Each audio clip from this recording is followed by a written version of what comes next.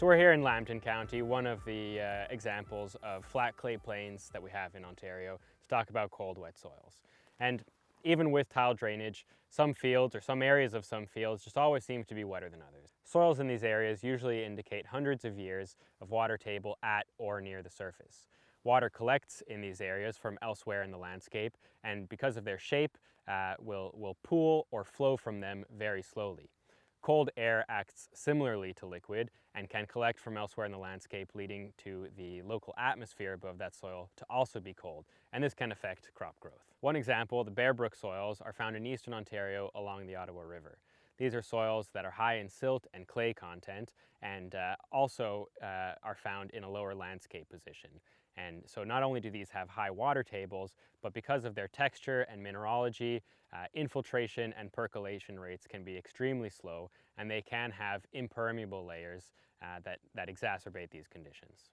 The other landscape where cold, wet soils are common is in rolling or hummocky terrain, where depressional basins can collect water from the field and stay cold and wet. Good examples of these are the Granby, Wassian, or Lyons Loam series. This soil here, compared to our other farms, is all about patience and reducing any kind of compaction. We like to keep it as green as possible in the spring and a living root as long as possible. That way that the biomass doesn't build up on top in the spring, because we do have a problem with it being cold and wet and having it able to dry out in that short window in the spring. Managing residue is probably it has a lot to do with the equipment that we use, so top-notch equipment, sharp discs and blades for when we go into plant, because it has to cut through that residue to get a good seed bed and good seed-to-soil contact.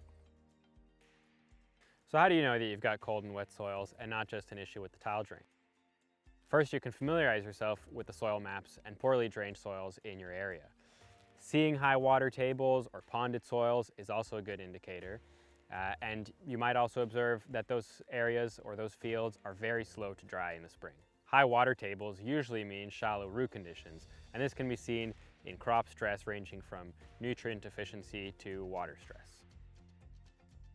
So I'm digging a quick pit here just to see what I can find in the soil profile. And already it's quite clear that even very close to the surface, we've got very obvious signs of high water table. We've got reduced iron, that blue-gray color. We've got mottles, those orange rusty spots, and that's just a clear indication of a fluctuating water table that gets quite close to the surface.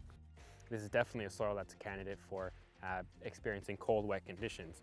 And when I went a little bit deeper, you can see that even more clearly in the colors that this soil is exhibiting. So once it's clear that you have cold and wet soils that you're working with, the obvious question is, how can you manage them?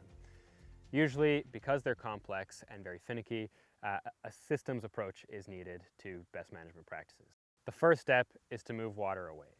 Subsurface drains help to lower the water table and allow for water to actually enter the soil. Water can't enter a soil that's saturated because they're full. Wet spots and depressional areas can be managed using drop inlets that are connected to laterals or to mains. Since these areas collect water from elsewhere in the field, they often need a little bit more help getting it out of the way.